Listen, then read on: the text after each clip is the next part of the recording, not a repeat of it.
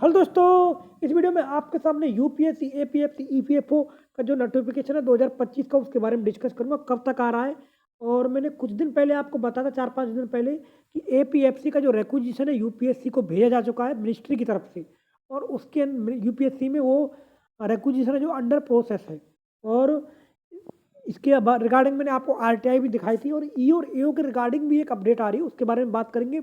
कुछ लोगों ने एपीएफसी के रिगार्डिंग, एज के रिगार्डिंग कुछ बातें मुझसे पूछी थी, उसको भी मैं आप इस वीडियो में कन्फ्यूजन दूर कर दूंगा। क्या एज बढ़ेगी घटेगी, कुछ इस तरह से लोग बात कर रहे थे, तो उसके बारे में अपडेट मिल गया है। तो ये मेरा मेन ग्रुप है, इंक्लूसिव स्टडी सेंटर। प्लीज़ आप इसको जरूर ज्वाइन कर लेना। टेलीग्राम ग्रुप है मेरा, आपको सारी अपडेट इसी ग्रुप पर मिल जाती है। और ये मेरा बायो में लिंक है @राजकुमार चौधरी 1। आप मुझसे कोई भी क्वेरी पूछ सकते हो। जहाँ तक गाई बात आरटीआई रिप्लाई की, आरटीआई रिप्लाई आ चुका है आपका। ये मैंने आपको ऑलरेडी इसके बारे में बता दिया था। 24 तारीख को ये आरटीआई आया था, और 25 तारीख को ही मैंने अपने टेलीग्राम ग्रुप पर इसको शेयर कर दिया था। और शेयर ग्रुप पर कैसे किया था, इस पर ये मैंने स्पेशल ग्रुप बना दिया, डिस्कशन ग्रुप है, यूपीएससी, एपीएफसी, ईपीएफओ ग्रुप।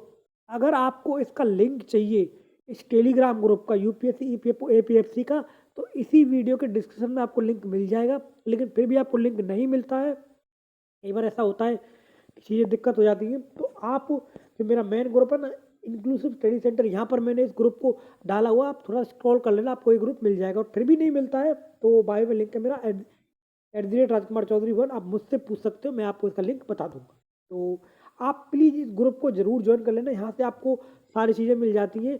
और मैं आपको यहाँ पर इसमें वॉइस नोट के थ्रू ये चीज़ें बताता रहता हूँ, ताकि आपको किसी भी प्रकार की कोई परेशानी ना आए इस रिक्रूटमेंट आने वाली इसके रिगार्डिंग 2025 की। और एक बात याद रख लेना, ये एपीएफसी का जो अध्याचन है, जो रिक्विजिशन है, वो मिनिस्ट्री की तरफ से यूपीएससी को भेजा जा चुका है, और उसमें काम चल रहा है। और जहाँ तक गाइज बात है ई और एओ एपीएफसी की, उसका जो, उसमें अभी थोड़ा सा टाइम लग रहा है, और उसमें उम्मीद ये थी कि इसी वीक आपका वो चला जाए। तो अब देखते हैं कि जाता है कि नहीं जाता है। ये वीक तो ख़त्म होने वाला है अभी। मुझे मेरी 1-2 दिन से बात हुई नहीं है, तो जैसे ही मुझे इसके रिगार्डिंग कोई अपडेट मिलेगी तो मैं आपको बता दूंगा। लेकिन उम्मीद मुझे यही थी कि इसी वीक आपका चला जाएगा। अगर इस वीक आपका नहीं गया है तो अगले वीक आपका 100% चला जाएगा। मैं आपको 1-2 दिन में इसके बारे में पूरी तरीके से क्लियर करके बता दूंगा। लेकिन आपका ये ई और एओ वाला भी आपका बहुत जल्द जाने वाला है, ये भी आप याद रख लेना।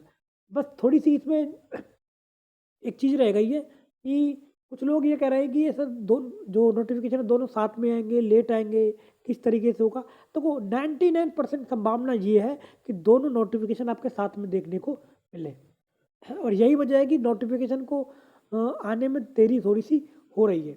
और इसके अलावा और कोई कारण नहीं, एक कारण था, मैं आपको बता देता हूँ। जो मेन कारण था आपका, जो जिसकी वजह से नोटिफिकेशन आपका फरवरी में नहीं आया, वो ये था कि जब मिनिस्ट्री ने यूपीएससी को रिक्विजिशन भेजा था, उसमें कुछ प्रॉब्लम हो गई थी, उसमें कुछ एरर थे, इसकी वजह से यूपीएससी ने वो फिर वापस भेज दिया था मिनिस्ट्री को। और वापस भेजा था, फिर क्या कहते हैं वो, अब वो पूरा काम सेट हो गया एपीएफसी के लिए। तो एपीएफसी का दोबारा से यूपीएससी को जा चुका है, इसमें वो अंडर प्रोसेस है आपका यूपीएससी के अंदर। और ई और एओ के लिए इस वीक अगर चला गया होगा तो ठीक है, और अगर इस वीक नहीं गया हो तो अगले वीक में आपको 100% चला जाएगा।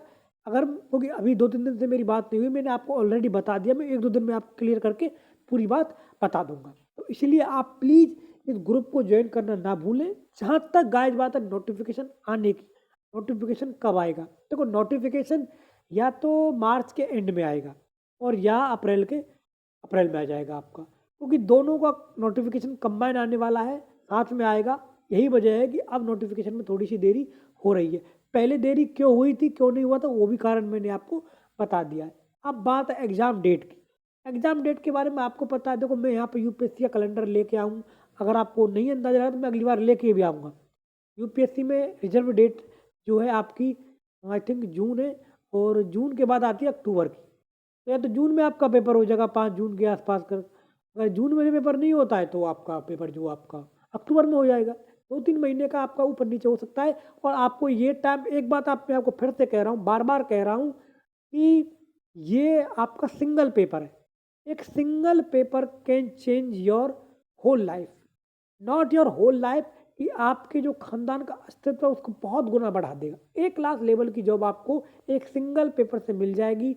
अगर आपको मेंस वगैरह में आंसर राइटिंग वगैरह में कोई दिक्कत आती है तो आपको यहाँ से वो चीज़ सब समाप्त हो जाएगी। बस थोड़ा सा इसमें accounting, industrial relation, labour law आपका आता है। 120 क्वेश्चन आते हैं पेपर में। 120 में से 40 के आसपास का जो क्वेश्चन आते हैं अकाउंटिंग, इंडस्ट्रियल रिलेशन और लेबर लॉ से आते हैं। उसको आप आराम से पढ़ सकते हो, वो पॉलिटी की तरह है। उसमें कोई रॉकेट साइंस नहीं है, कोई टेक्निकल चीज़ें नहीं है। बस क्या कहते हैं ना, याद करे जाओ। ऐसे पॉलिटी हमारे लिए सबसे आसान है ना, उसमें कोई टेक्निकल चीज़ नहीं, सिंपल सिंपल ऊपर ऊपर से चीज़ें पूछी जाती है। डेप्थ में कोई भी चीज़ वहाँ पे नहीं पूछी जाती है। जैसे हिस्ट्री है आपकी, हिस्ट्री में क्या है कि कुछ भी वो लोग पूछ सकते हैं, लेकिन पॉलिटी के लिए हमारे पास चीज़ें स्पेसिफिक हैं। इसी तरीके से अकाउंटिंग, इंडस्ट्रियल रिलेशन और लेबर लॉ के लिए हमारे पास चीज़ें स्पेसिफिक है। अब मैटरनिटी बेनिफिट एक्ट है, अब उसमें से ही क्वेश्चन आएगा, उससे बाहर नहीं जाएगा आपका। तो ये चीज़ें हैं, वो सब चीज़ों के लिए हम आपकी पूरी मदद कर देंगे। और ये मैंने आपको सारी बातें अपडेट बता दी है, नोटिफिकेशन के बारे में बता दिया है। आपसे मैं अंत में एक ही बात कहूँगा, प्लीज़ चैनल को शेयर करें, सब्सक्राइब करें, सपोर्ट करें। और किसी भी प्रकार की कोई आपको मदद की ज़रूरत पड़े तो आप हमसे कांटेक्ट ज़रूर करें। धन्यवाद गाइस, नमस्कार।